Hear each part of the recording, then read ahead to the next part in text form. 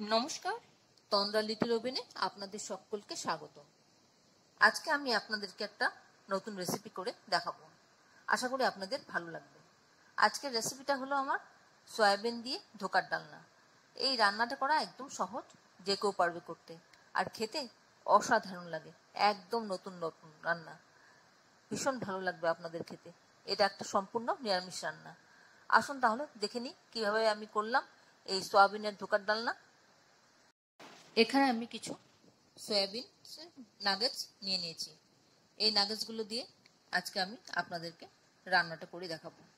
এখানে 1 কাপ মতো soya nuggets আছে, আর এখানে আছে ছোলার ডাল। এই ছোলার ডাল আমি 1/2 কাপ মতন নিয়েছি। তাতে এটা আমি ওভারনাইট ভিজিয়ে রেখেছিলাম, একদম ভিজে এরকম নরম হয়ে গেছে। দেখুন, এরকম নরম হয়ে গেছে। এবার এটা আমি ছোলার ডালটা বেটে নেব, একটা ফাইন পেস্ট করব, দুটোরই ফাইন পেস্ট করে নেব। প্রথমে সয়াবিনটা আমি কড়াতে জল দিয়েছি, দিয়ে বয়েল আসলে আমি দিয়ে দিলাম। ভালো করে সেদ্ধ করে নিচ্ছি। সয়াবিনটা সেদ্ধ হয়ে গেলে পরে আমি কড়া থেকে নামিয়ে জলটা ঝরিয়ে তারপর ঠান্ডা জল দিয়ে ভালো করে ধোবো। আমি সব দেখাবো আমি আপনাদেরকে কীভাবে আমি করছি। প্রথমে একটু সিদ্ধ হোক সয়াবিনটা, নাগেটসটা সয়াবিনের। এবার আমি ছেঁকে নিচ্ছি। আমার সেদ্ধ হয়ে গেছে। এবার তারপর ঠান্ডা জল দিয়ে উপর থেকে ভালো করে ধুয়ে পরিষ্কার করে নিচ্ছি, কারণ সয়া নাগেটসে অনেক নোংরা থাকে আর ধুলোবালি থাকে আর কি। ভালো করে এরকম রগড়ে রগড়ে ভিতর থেকে সমস্ত নোংরা যা আছে সব বার করে দেবো। আমি 2-3 বার করে আমি এভাবে ঠান্ডা জল দিয়ে ধুয়ে নিচ্ছি।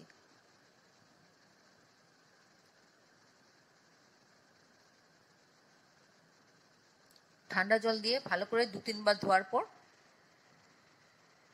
তারপর কি করব সেটা আমি দেখাচ্ছি আপনাদেরকে।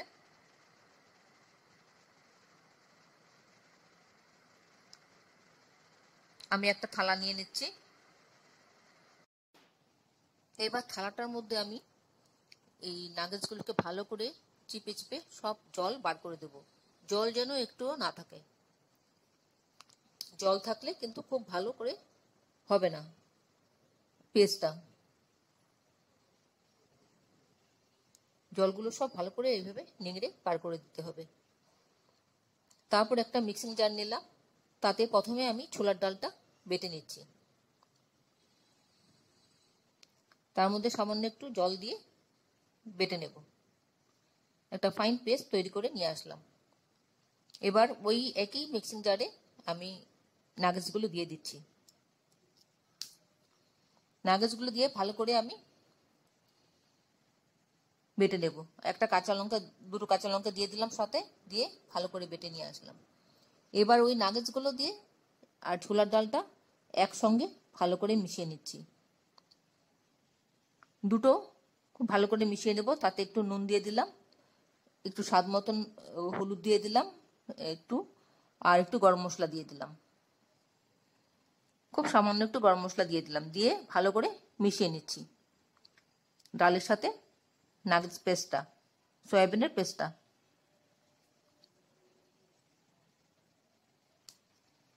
আপনারা কে কোথা থেকে আমার এই রেসিপিটা দেখছেন প্লিজ একটু কমেন্ট বক্সে কমেন্ট করবেন, আমার তাহলে খুব ভালো লাগবে। আর নতুন কোনো বন্ধু প্রথমবার আমার চ্যানেলটাকে দেখে থাকলে আপনাকে একটা বিগ হাগ জানাচ্ছি। চ্যানেলটাকে সাবস্ক্রাইব করে নেওয়ার জন্য অনুরোধ রইল। পাশে বেল আইকনটা অ্যাক্টিভেট করে নেবেন, যাতে পরবর্তী আমার সমস্ত রেসিপি নোটিফিকেশন সবার আগে আপনার কাছে এসে পৌঁছয়। আর আপনি যদি ফেসবুক থেকে দেখে থাকেন তাহলে ফলো অপশনটা ক্লিক করবেন আর একটা লাইক দিবেন, তাহলে আপনি আমার সাথে জুড়ে যাবেন। আপনি আমার সাথে জুড়ে গেলে আমার সমস্ত রেসিপি নোটিফিকেশন সবার আগে আপনার কাছে এসে পৌঁছবে। কড়াতে আমি 1 টিস্পুন মতন সর্ষের তেল দিয়েছি। সর্ষের তেল দিয়ে ভালো করে গরম করে নিয়েছি তেলটাকে। তারপরে একদম আঁচটাকে কমিয়ে দিলাম। আঁচটাকে কমিয়ে দিয়ে পেস্টটা দিয়ে দিয়েছি। এবার পেস্টটা সমানে নাড়াচাড়া করব। আর ডালের থেকে সয়াবিনের থেকে যা যা জল আছে এই জলটা পুরো টেনে যাবে, আর একটা শক্ত মতন মন্ড তৈরি হয়ে যাবে। আঁচটা একদম বাড়াবেন না, কিন্তু আঁচটা বাড়ালে জিনিসটা কিন্তু ভালো হবে না। একদম কম আঁচে এইভাবে সমানে নেড়ে চেড়ে জলটাকে শুকিয়ে নিতে হবে। একটা মন্ড মতন তৈরি হবে। আমি তেলটা শুরুতে কড়ার চারিদিকে লাগিয়ে দিয়েছিলাম যাতে ছেড়ে যায় তাড়াতাড়ি। এবার থালার মধ্যে একটু ঘি মাখিয়ে নিয়েছি, মাখিয়ে নিয়ে মন্ডটা দিয়ে দিলাম যখন শক্ত হয়ে গেছে। তারপর চেপে চেপে শেপে নিয়ে আসছি। আমি একটা চারকোনা শেপ মতন তৈরি করছি যাতে আমার পিসগুলি করতে সুবিধা হয়। এই কাজটা কিন্তু খুব তাড়াতাড়ি করতে হবে, বেশি দেরি করা যাবে না, কিন্তু শক্ত হয়ে গেলে আবার জোড়া লাগবে না। এইভাবে চেপে চেপে রেখে তারপর ছুরি দিয়ে কেটে নেব, শেপ দিয়ে দেবো, যে যেরকম পছন্দ করেন সেরকম। আমি বরফি আকারে করেছি, আপনি চারকোনা করতে চাইলে চারকোনা আকারেও করতে পারেন।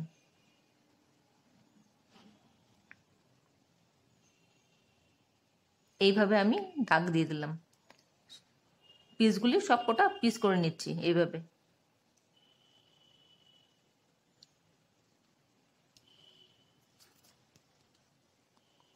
সবগুলো পিস আমার হয়ে গেল। এবার কড়াতে যে লেগে আছে মিশ্রণটা, সেটা ফেলবো না। আমি একটু জল দিয়ে দিলাম, জলটা গরম হবে আর এর গায়ের থেকে এগুলো তুলে তুলে নিয়ে নেব। তুলে আমি একটা বাটির মধ্যে ঢেলে দেবো। এটা আমি রান্নার মধ্যে দিয়ে দেবো, তাতে খেতে আর একটু স্বাদ হবে। এবার কড়াতে তেল দিয়ে দিলাম, সর্ষের তেল দিয়ে পিসগুলো একটা একটা করে ভেজে নিচ্ছি। পিসগুলো একটু লাল লাল করে ভেজে নেব, মিডিয়াম ফ্লেমে ভাজবো, একটু লাল লাল করে ভেজে নেব।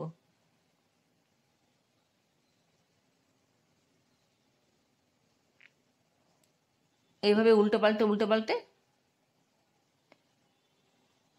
সুন্দর করে গোল্ডেন ব্রাউন কালার হবে, তখন তুলে নেব।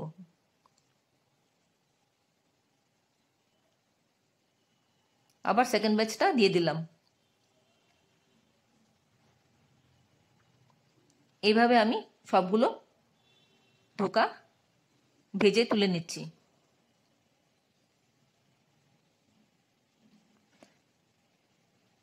আপনারা যারা এখনো পর্যন্ত আমার চ্যানেলটাকে সাবস্ক্রাইব করেননি, ঝটপট সাবস্ক্রাইব করে নিন। আপনাদেরকে আমাদের মাঝে দেখতে পেলে আমাদের খুব ভালো লাগবে। এবার আমার সবগুলো ধোকা ভাজা হয়ে গেল। এবার আমি আবার তেল দিলাম, সাথে একটু ঘিও দিলাম, দিয়ে শুকনো লঙ্কা একটা দিয়ে দিলাম আর তেজপাতা দুটো ছিঁড়ে দিয়ে দিলাম ফোড়নে। এইটা একটু ভাজা ভাজা হবে, তখন আমি এর মধ্যে দিয়ে দেবো গোটা জিরে হাফ টিস্পুন, আর দিয়ে দিলাম জিরে গুঁড়ো, শুকনো কাশ্মীরি মির্চ, আর একটু নুন দিলাম, হলুদ গুঁড়ো দেব, টমেটো কুচি দিলাম, দিয়ে ভালো করে আদা বাটা দিলাম, দুটো কাঁচা লঙ্কাও দিয়ে দিলাম। এবার মশলাটা ভালো করে কষিয়ে নেব। যদি আমার এই রেসিপিটা আপনাদের ভালো লেগে থাকে তাহলে একটা লাইক দিবেন আর বন্ধুদের সাথে অনেক অনেক শেয়ার করবেন। মশলাটা ভালো করে কষানো হয়ে গেলে পরে এর মধ্যে আমি গরম জল দিয়ে দিলাম। এবার ওই ডাল বাটাটা যেটা কড়া থেকে তুলে নিয়েছিলাম সেটাও দিয়ে দিলাম। অন্যদিকে আমি একটা আলুকে কেটে টুকরো করে ভেজে নিচ্ছি। আলুগুলো একটু লাল লাল করে ভেজে আমি তুলে নিচ্ছি, ততক্ষণে ওইদিকেই ঝোলটা ফুটুক।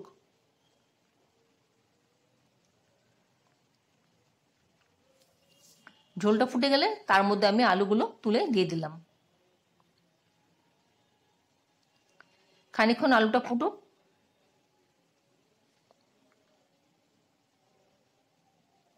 তারপর আমি এর মধ্যে একে একে ধোকাগুলো দিয়ে দিলাম। দিয়ে এবার ফ্লেমটাকে কমিয়ে দেব, মিডিয়াম ফ্লেমে দিয়ে একটু ফুটতে দেব। একটু মিষ্টি দিয়ে দিলাম, চিনি দিয়ে দিলাম, আর একটু গরম মশলা দিয়ে ঘি দিয়ে ভালো করে নেড়ে চেড়ে স্ট্যান্ডিং টাইম দিয়ে প্লেটিং করে নেব। রান্নাটা করা একদম সহজ, যে কেউ পারবে করতে। এতক্ষণ ধৈর্য ধরে আমার এই রেসিপিটা দেখার জন্য আপনাদেরকে অসংখ্য অসংখ্য ধন্যবাদ। আপনারা সকলে ভালো থাকবেন, সুস্থ থাকবেন, ঈশ্বরের কাছে কামনা করি।